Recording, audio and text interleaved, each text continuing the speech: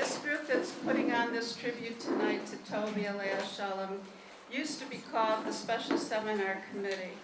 It's a committee that Toby started 30 years ago. And as a whole group of us have been working with her all on and off, different people over the years. And after Toby passed away, we decided to change the name to the Toby Willig Lecture Series. So when you see that anywhere, it's still the Special Seminar Committee under a much better name. I wanted to welcome all of you and thank you for coming. I especially want to welcome Toby's daughter, Ruthie, and her son-in-law, David. And they have 4 children here, Amuna, Hannah, Shlomo, and Eliezer. And I want to wish the whole family, especially Ruthie and David, a mazel tov. They have a new granddaughter just born, a week ago? A week ago. Her name is Hadass Leah. So we're happy you have a simcha in your family. I also just quickly want to thank our committee, and especially I want to thank Tilly Miller, who went out of her way to help. She gave us all these beautiful refreshments. It's a gift from Tehillah, and she doesn't want to have to take it all home for Pesach, so please eat. And I want to thank our whole committee that's here, and Rifki and Marsha Bartov out there at the table. And I want to thank especially Rini Becker and Myrna Cohn, who put a lot of time and effort into arranging for the plaque in Toby's memory. Thanks, Maddie Schaefer, who's our host for tonight.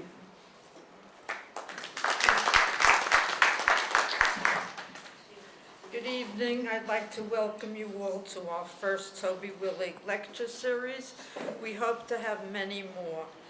In the lobby is a plaque that was put up in memory of Toby, and I'd like to read you what's on it. It will be dedicated and unveiled at the end of the lecture series so that Ruthie and her family will go out first to unveil it, and then you're all invited to go. It says, musical equipment and a scholarship were donated to the music therapy program in the Amuna Nevi Landi Children's Village by Amuna Jerusalem and the Special Seminar Committee, Family and Friends, in memory of Toby Willig, of blessed memory. Always an outstanding wise woman, devoted and dedicated to Amuna, she was an inspiration to us all, both in America and Israel. I was asked to speak about Toby, and I know that all of you here, many of you knew her much better than I did and knew much more about her. And so what I decided to do tonight, I'm giving you 1 minute of silence to think of the most inspiring thing to you that Toby did. And at the end of the minute, I will tell you what I would like you to do with it. But you have 1 minute right now just to remember Toby, just to remember the best thing you can about her.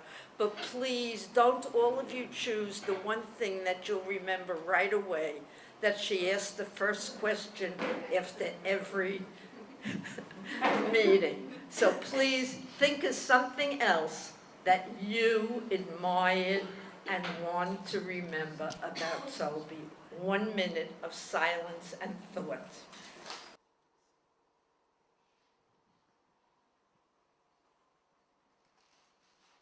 And now, because I don't want you to waste any of your precious memory that you are already just starting to lose, what I want you to do with the thing you thought of that you most admired about Toby is to emulate this for the rest of your days. This way, with 50 or 60 people doing 50 or 60 different things that Toby did, every one of us will always be with her. She will always be with us, and we can always continue the good things that she has contributed to life. I would like to introduce Philip, and I'm not saying his last name, and I told him that because he won't pronounce it correctly for me, and I don't know how to pronounce it correctly, so we decided he's just going to be Philip today.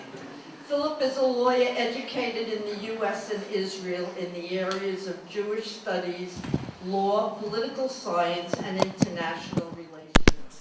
In the past, he served as an intelligence analyst in the Israel Security Network with respect to the entire range of security issues that face Israel.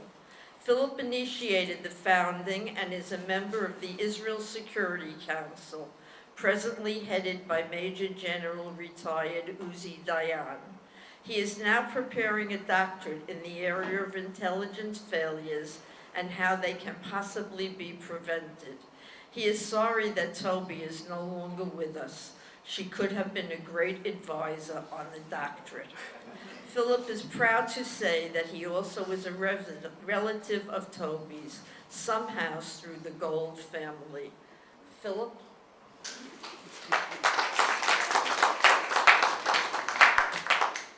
Okay, so I'm an essayist, and my cousin is an orator, so I'm going to do some reading, and I'll look at you occasionally. What I think Mrs. Schaefer forgot to mention, apart from my last name, which we won't say, is that there will be questions and comments afterwards, and maybe some things that you'd like to add, and really feel free. That may be the best part of it all. Okay, so let's begin. At the Shiva for Toby Zal, the consolers were asked to write their feelings about Toby. At that time, I had not yet volunteered to speak tonight, and perhaps to atone, as I said, for some of my sins. But what I wrote, I believe, portrays an important part of Toby and also explains why I admired her so much. And I indeed admired Toby very much. And I used to see her at conferences upon occasion, and I was always amazed at her questions. And by the way, I asked Ruthie to read to me over the phone what I wrote, and I never received in Yeshiva Ktana more than C- in handwriting, so therefore if there's some inaccuracies, it's my fault. Okay, so here is what I think I wrote in English translation on the fly. In the framework of my previous work, which has been mentioned in a particular subject, I met many people who had very good understanding of international relations and other related subjects, and we won't say what. And Toby's understanding of these subjects was not in any way less than the understanding of these aforesaid experts, and I really mean it. In addition, Toby's vim and vigor and her boundless desire to influence and to do good, and above all, to understand things in depth, always impressed me, and I'm sure that she'll be a very capable militzat yosher for all of us. I once asked a very experienced and respected intelligence person who also had served in diplomatic positions in the intelligence world, what is, or at least should be, the essence of the intelligence analyst and of the intelligence process as a whole. Without batting an eyelash, he said, lefakpek. Now, lefakpek means to doubt, but actually, for those who know a little bit Hebrew, in Hebrew, the meaning of the word is much, much, much stronger. Now, I believe from my acquaintance with Toby, that wasn't really enough, whatever it was. And from stories about her that I heard at the Levaya, that Toby never took things for granted or at face value.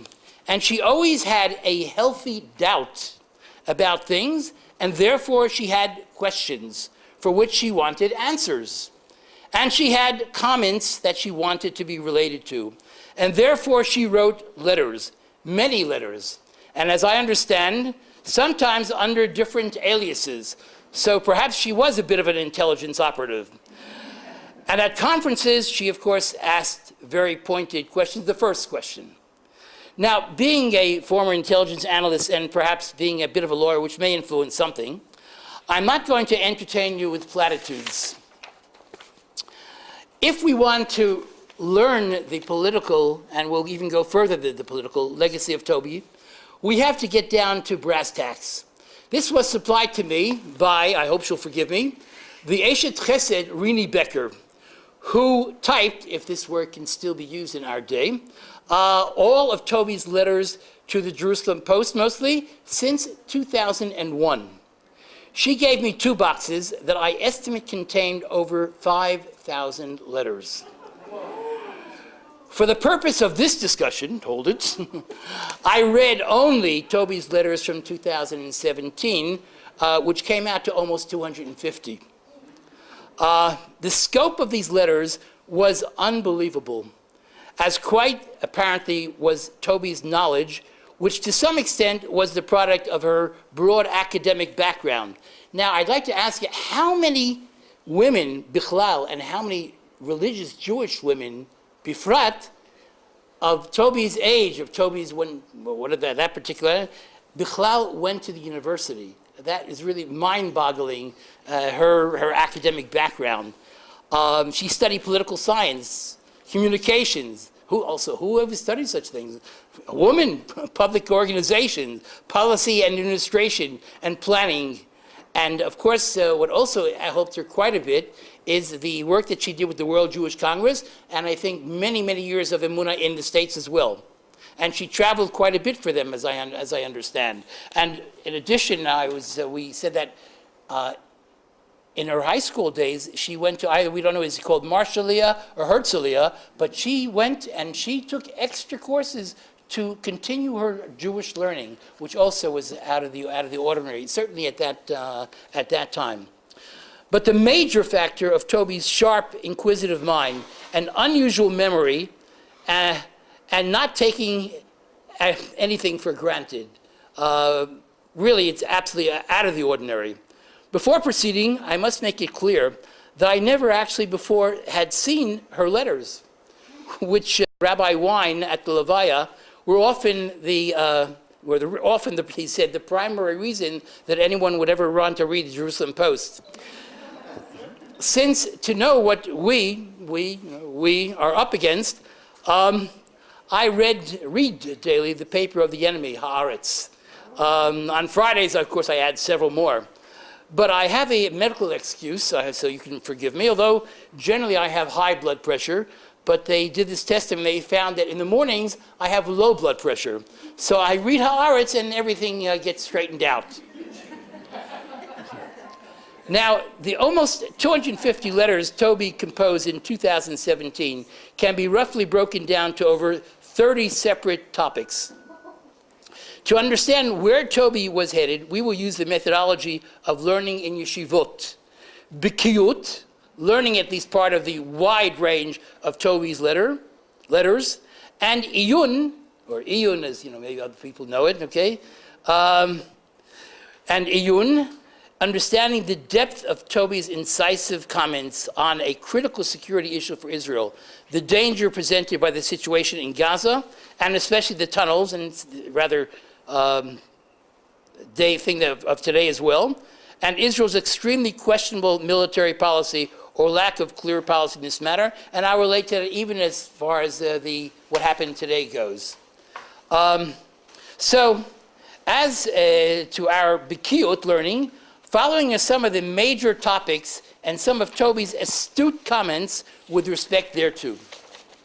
I will go through this very fast. The peace process with the Palestinians.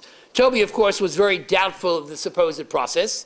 She didn't trust Abu Mazen, and she called in one of her letters the villain, or Palestinian society, which was educated to hate Israel and to seek to destroy Israel. And she says quite clearly that education really is the key to actually a real peace process. And I recall hearing a lecture by a CIA member of their psychology department, and they estimated that to really get the Palestinians to be able to make peace, I remember 5 generations, but certainly it was 3 generations. So therefore, Toby was really right on the money. She was very pessimistic about supposed peace talks initiated by great powers, maybe even Trump, or actually the religious triumvirate, which is really something, if you think about it, that who Abu Mazen has to deal with. Friedman, who's religious, what's his name, Jared, who's religious, I know Kushner Besedel, and Greenblatt, who's Bichlal Talmid Chacham, and who was the legal advisor of and chief executive vice president of Trump's organization for a long time. And we know that Trump, if you don't do something right, you're out. And Greenblatt has been there for quite a long time. So these guys are professionals. Poor Abu Mazen. Number 2, the UN and its satellite bodies, UNESCO and UNRWA. So if you can figure it out, Toby, as can be imagined, lambasted these bodies for the unethical and unhistorical position taken by them. And Toby, when she writes about this, she really goes through Jewish history, which also I found quite interesting. History, archaeology. So as I say, her knowledge was very, very broad. And she also praised, of course, the aggressive stance of the U.S. and Israel against the UN and the Muslim stranglehold on the UN. 3, the European Union. Toby criticized the hostility of the European Union towards Israel and advocated disregarding the EU unreal utopian approach to peacemaking with Palestinians. The Catholic Church. Toby criticized the Church and other countries and religious leaders for not standing up against Assad and, of course, not even standing up for the misdeeds of the Hamas and the misdeeds against the persecution of Christians, including in the Palestinian territories. And even so, the Vatican recognized Palestine, despite the persecution of Christians there. Number 5, Syria. Syria, Iran, Russia, the UN. Effectively, the U.S. has been limited in its options.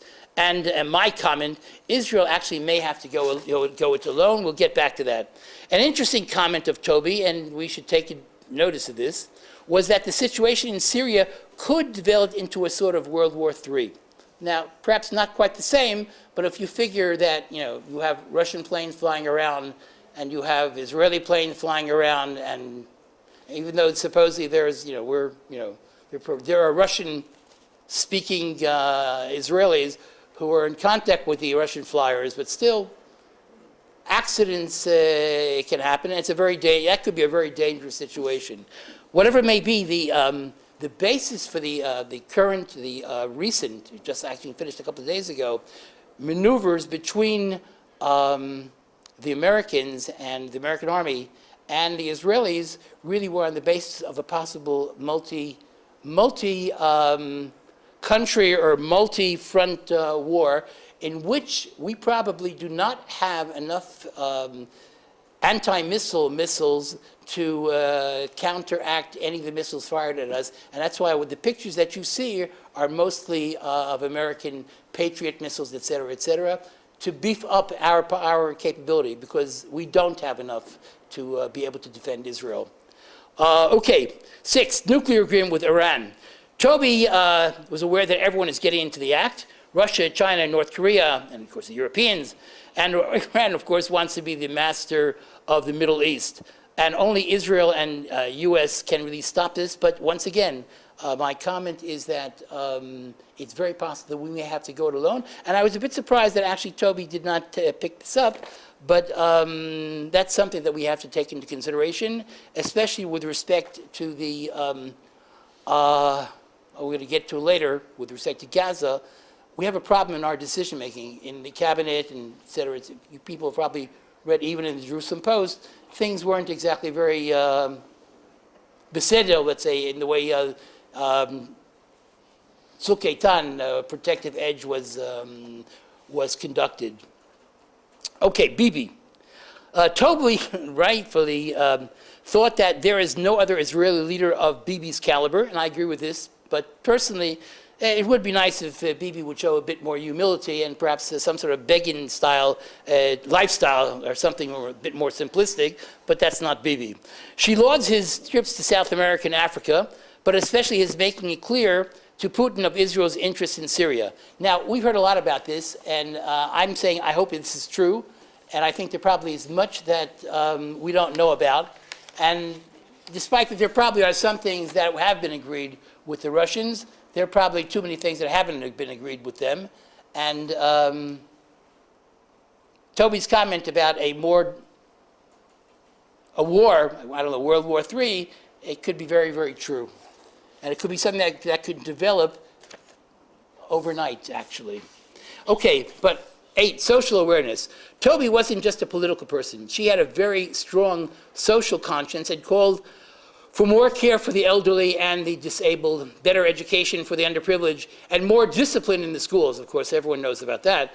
And even more chemistry and physics teachers. She also, of course, lauded the medical care Israel gives to Syrians.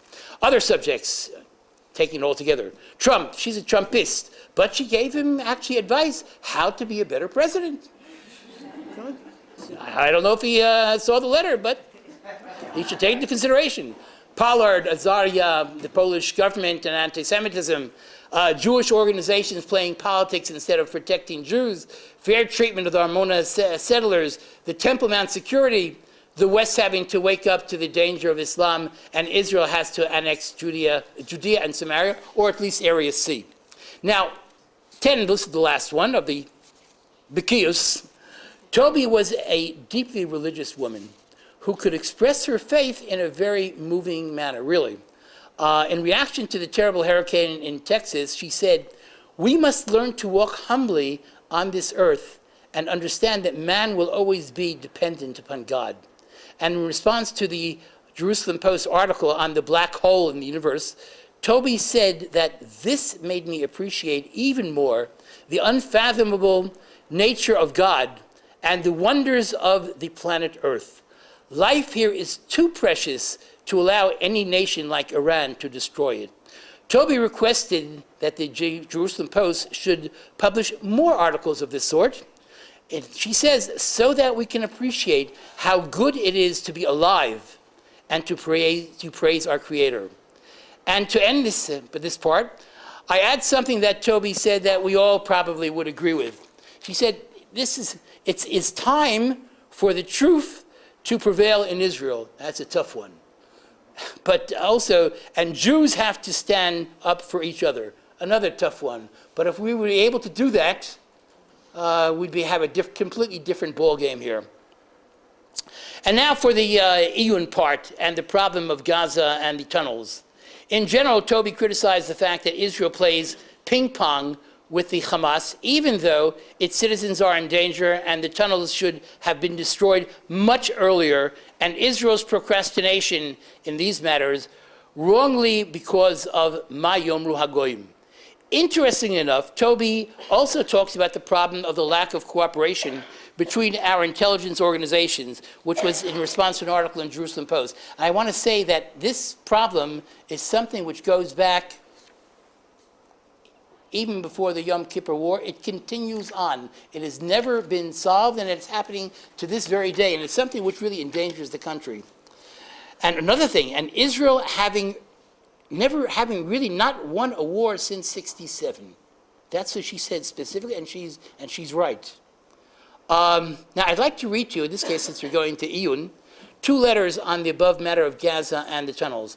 On the 1st of March, 2017, the report, she's talking about the controller's report on Tzuk Eitan, on Protective Edge. I'll tell you about the terminology. About Protective Edge, leaves all of the readers very perturbed. Why are the tunnels still permitted to exist? And if we destroyed a tunnel today, and we destroyed it when it was already in Israel, it didn't appear overnight. We'll get to that, we'll continue with that a bit later. Everyone knows that they are undermining the security of the citizens of Israel. Are they impenetrable by ground troops? Maybe that is so.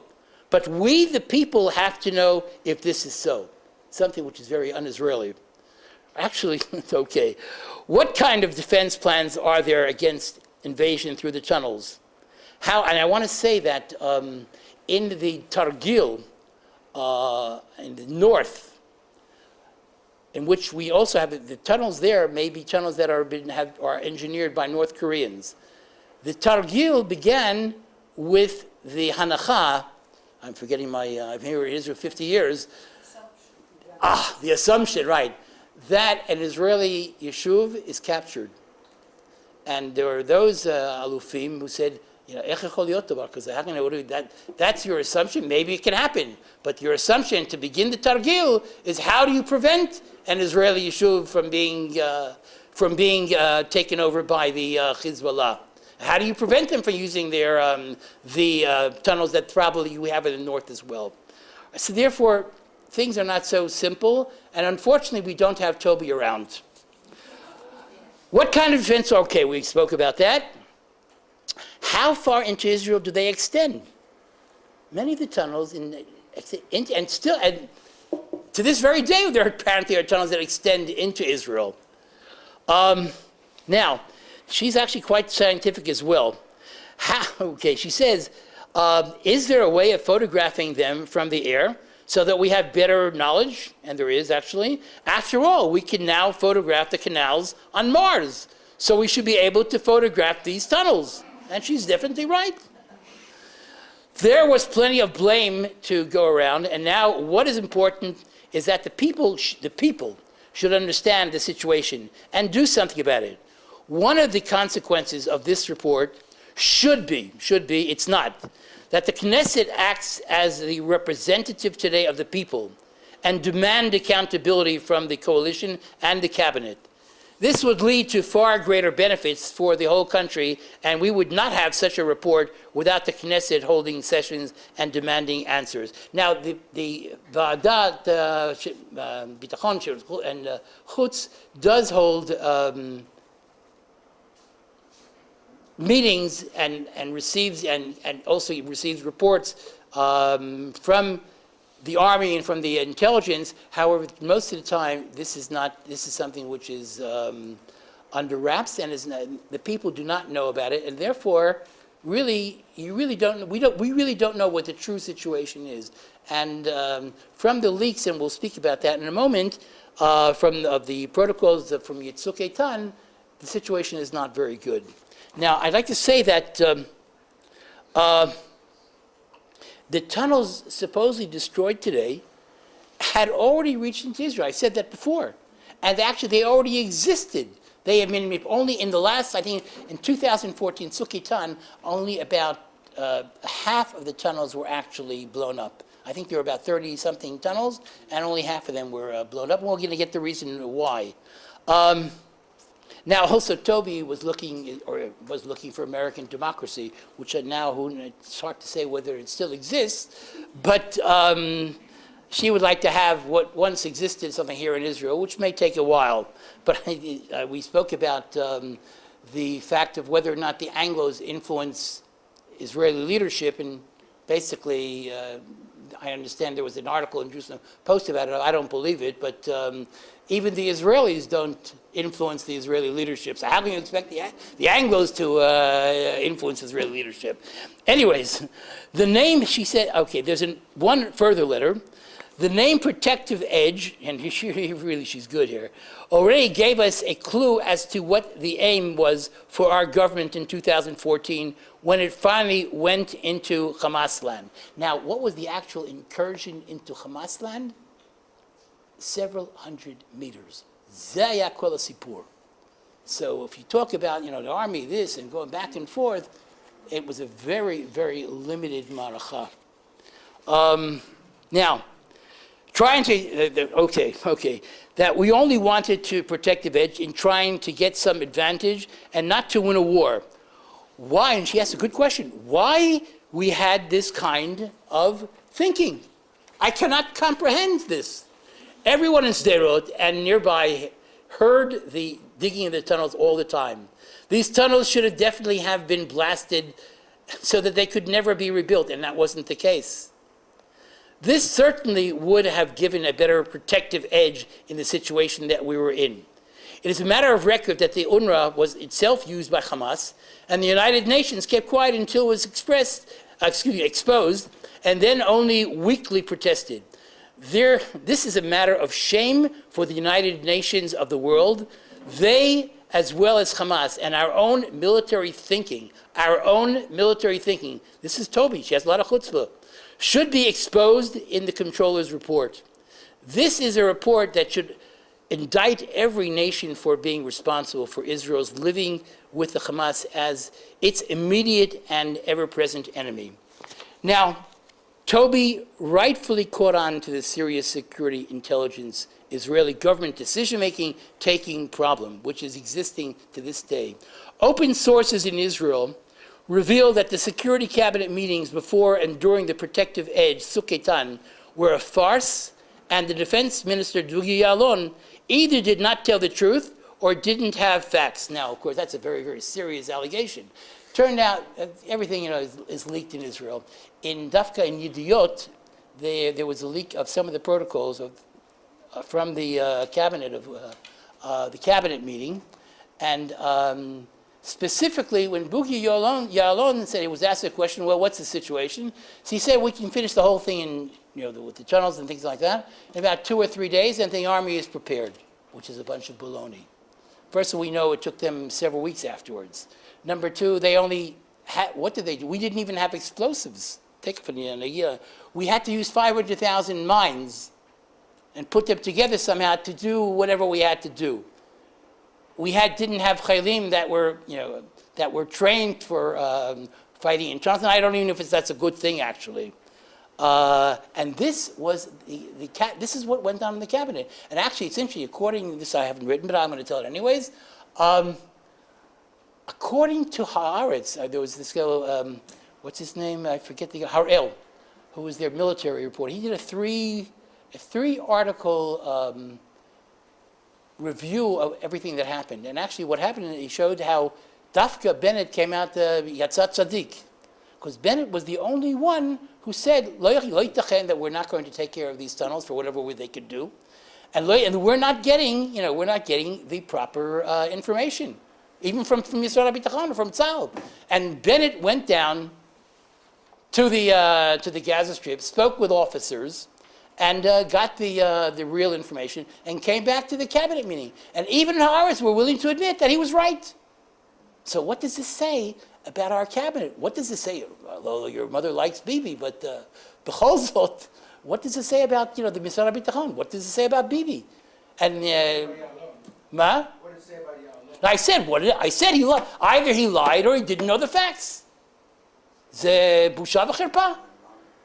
Ze Sar HaBitachon, and it's and there was no hakasha. My English. Oh, right. There was no denial of the protocol that would appear in Yediot. No one denied it. Notice he said it. That was it. So you begin to wonder.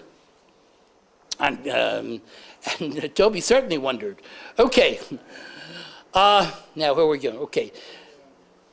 This cannot repeat itself, and Toby was asking the right questions. So this was, okay. So this was Toby. And maybe there's much more, but okay. A rightist, and nothing is against that, patriot, based on her faith and realpolitik as well. And a human being who wanted good for her people and for the world, and to be able to praise the Kadosh Baruch Hu for the wonders of his world. I tried at least B'Zeir Anpin to encompass Toby's political and also social and religious legacy. In truth, this is a gigantic task. 5,000 letters, apart from all the other questions, way beyond the scope of our present discussion. But the question I have at this moment is, to whom is this legacy to be passed on to? And we've gotten to the last page. It's also half a page. So okay, who can continue it and develop it further? I really do not have an answer to this question. However, to bring things up to this past Shabbat, this month and the coming of Pesach, Chag HaGeula, to begin to prepare oneself to continue to realize Toby's legacy, one has to understand the first Rashi in the Chumash on the words Bereshit bara hakim et hashamayim va'aretz, k'muvan. Rabbi Yitzchak asked the question, it's a famous, of course, everyone talks about this, why didn't the Torah begin with HaChodesh hazeh lachem Rosh Chodashim, which sets the mitzvah Kiddush HaChodesh, the first mitzvah that all of Israel was commanded to perform. Now the answer, of course, is that God wanted to say that to the Goyim, to know that he created the world, and he can settle his people wherever he wants, and therefore they can take, Israel, the Am Yisrael, can take over the land of the 7 nations in Canaan, and Am Yisrael are not to be considered as listim. I think that it was Rav Dov Bigon who was the first to comment that it is important that before the Goyim understand what Rashi explained, Am Yisrael itself has to first understand this Rashi. One thing for sure, Toby understood this Rashi very well. Thank you for your kind attention, and especially thank you, Toby. Okay, Thank you very much. we're not finished yet. We're not finished, I'm I sorry. think maybe we are, I don't know. No, we're not. Have a few more things. Okay, Thank you very much. I just want to tell you that I still turn to the letters to the editor to see if Toby is there, and she hasn't been there.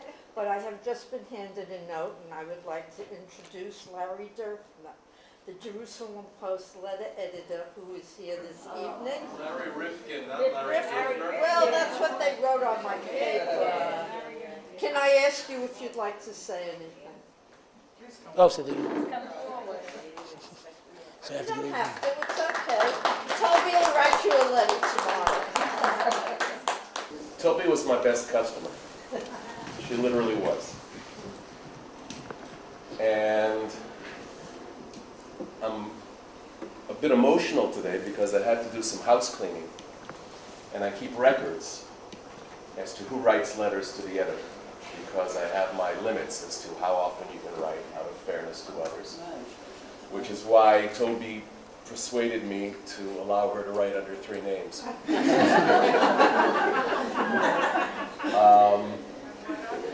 This week, three. Three, you know, 3 that I know of.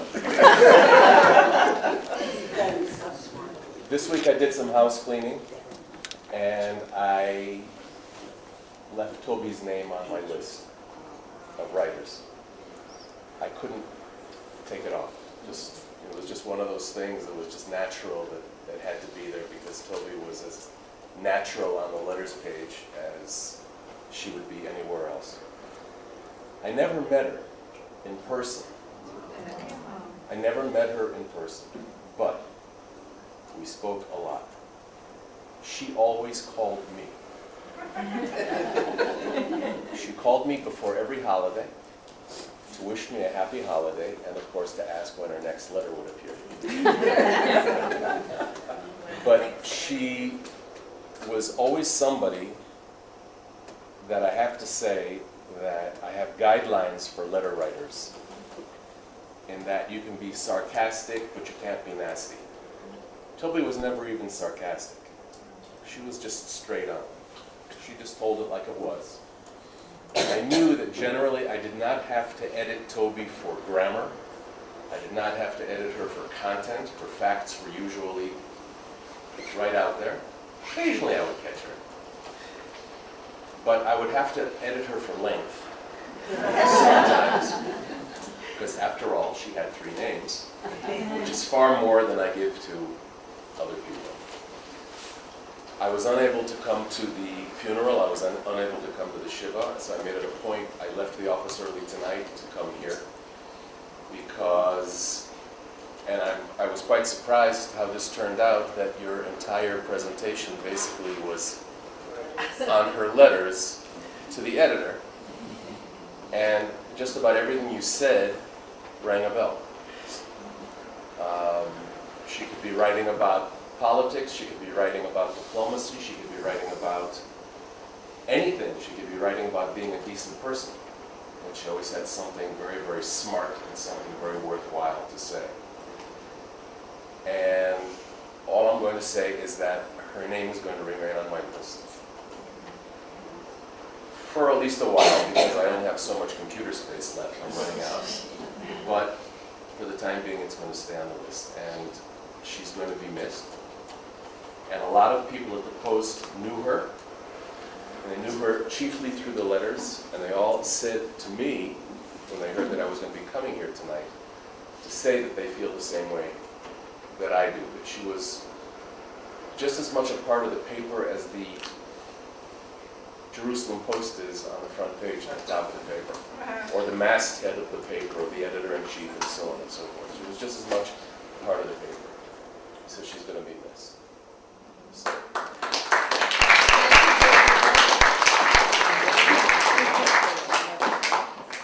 Mr. Rifkin, before you leave, this is her daughter and her son-in-law. You can speak to them after. I just want to take his question. But But thank just to you. clear up, my name is not Derfner. It's Rifkin. There is a Larry Derfner. I'm not sure he would be welcome in this room. Larry Durkish used to read, so I know what the other side said. But I have to just add one thing. My mother, as most people know, was legally blind. Right. So when she wrote a letter, she just wrote top off her head. It's unbelievable. You know, if I wrote a letter, which I probably wrote the letter, I had to work very hard to write, to change. My mother just spoke, and it just came out. She was just so brilliant and so knowledgeable. And She wasn't just had- that, she was very erudite. Yes.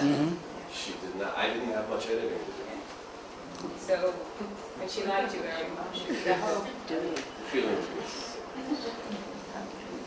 Are there any questions or comments? Yes? I would like to say if, for the guy who's not Derfner, I think that having listened to what Phil no last name said and what Larry wrong last name said. Okay, well, just stick to first names. What's yours? Louis. Okay. I think that it could be a beautiful project for the Toby Willig seminar. I forgot the full name of the group. Lecture series.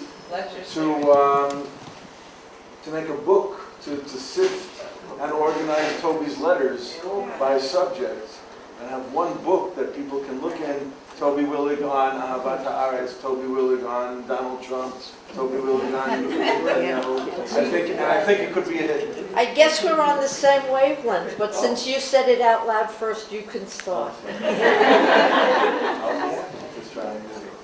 Maddie? I Yes? think as well that to do to what is the best thing, the most appropriate thing, Toby's memory, because she was such a very special, wonderful, unusual, exceptional, or any other adjectives and descriptive words I can find, would be to somehow put those letters in print. I would like to say we would like to do anything that we can to help to get that the world can Any other comments or questions? Yes, well, I'd just like to share one memory. I think it was a great synagogue many years ago that Bibi Netanyahu was speaking, and this was obviously before he was running for prime minister. And he spoke, and of course the first hand that shot up was Toby's. And Bibi looked at her and said, "Yes, Toby?"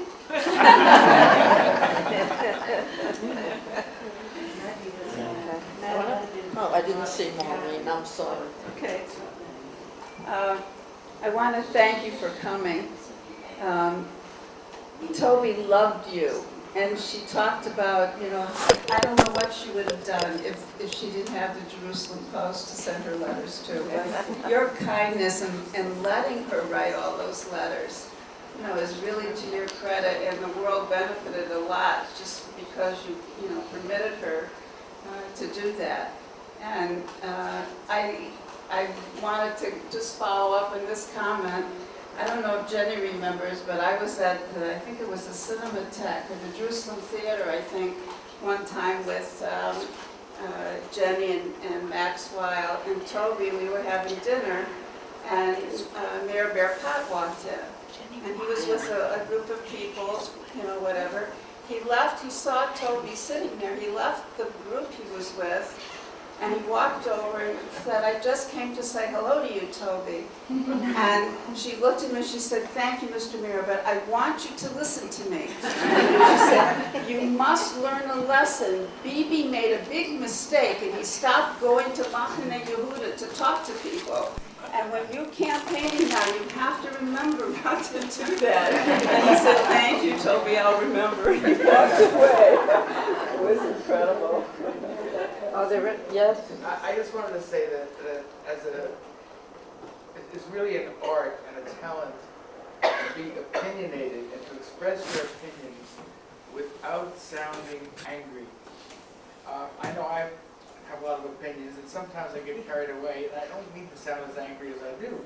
But it's very, it really is, and maybe it's easier, and it's not easier in writing, because you can sound just as nasty in writing, but you can make a point that is erudite, that is forceful, without being angry. That is a wonderful talent that person has, that she had. Janet?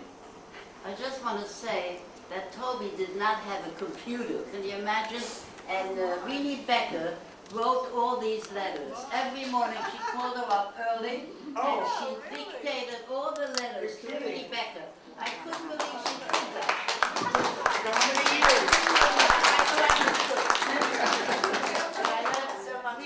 How many years? How many years did you do that? 2001. 2001, but probably there was before because I was more on the computer, but I used to do it before. When she first dictated, I was working here in the office then, and she used to call me in the morning, and I would write them first because I couldn't type. And I learned to type, because then I had to type it, and then I had to correct it, and I didn't have a computer to correct it. So, but I learned so much about politics, I also learned to type. Okay. But you know what? She was my family. She called me, Minnie, you're part of my family. There's nothing. But even if it happened at one of my children's weddings, she was there right in the middle of the circle dancing always. And the photographer, I guess she was one of the grandmothers, I guess. And she's on every photo there. She was really special. Family to everyone. She's something. Just because you all said things about writing a book, and I believe we should do it. I have an aunt who just passed away at the age of 94, and the New York Times, I did not know this, wrote an article. She was in the concentration camps, and for 50 years she kept all the letters that she had gotten, and after 50 years she showed them to her children, and it was comprised into a book that was written up in the New York Times about the years in the concentration camps. So Ruthie, you either have a job, or you can pass it on to Amuna, or you can pass it on to some of your children or something, or on to Phil, and continue. I would now like to ask you. I want to just thank Philip also for what he did, because he really showed us how he organized the letters into topics. So I like what you said about the Kiyud and Iyun. We'll put you on a committee to help us. I just want to say before we leave that his last name is Morgenstein. Morgenstein. No, not Stein. It has no E in it, and that's why I couldn't pronounce it. He made sure to tell me, don't put an E in it. Ruthie, I'd like to ask you and your family to go to unveil the plaque.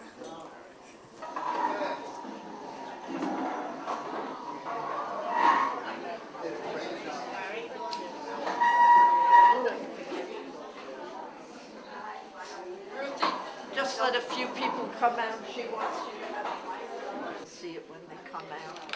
They're too busy talking to each other.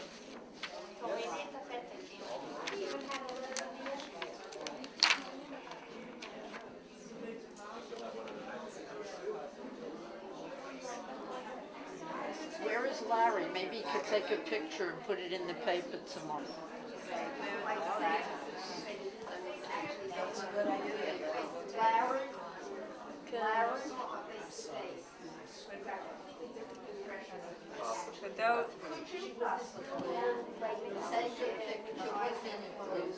Could you possibly take a picture? Very good job. scholarship were donated to the music therapy program in the Amuna Nivei Landi Children's Village by Amuna Jerusalem and a special seminar committee, family, and friends in memory of Toby Willig, Alea Shalom. Always an outstanding, wise woman, devoted and dedicated to Emunah She was an inspiration to us all, both in America and in Israel. And I want to thank really everyone, and especially the committee who stood by my mother and really became her special friends, especially loyal when my mother was ill. They didn't let her step down, and that meant so much to my mother. And of course to Rini Becker, who for years typed the letters. I hear somebody else did as well. Larry, She has 20 Marsha, you in also addition did. to thanking you for the address, I thank you for sending me a reporter who interviewed my mother. Smiled you're on camera. She was really quite ill already, and I can't get over what drive she had to keep that interview, because it was very difficult, an hour interview, but she did well. That she is an Eshet Chayil to all the family, and for her mother, she was just an outstanding daughter. Not taken for granted, really. I didn't meet her early enough for the paper, but whatever it was nice wonderful. All right, 1 minute. You spoke very nice.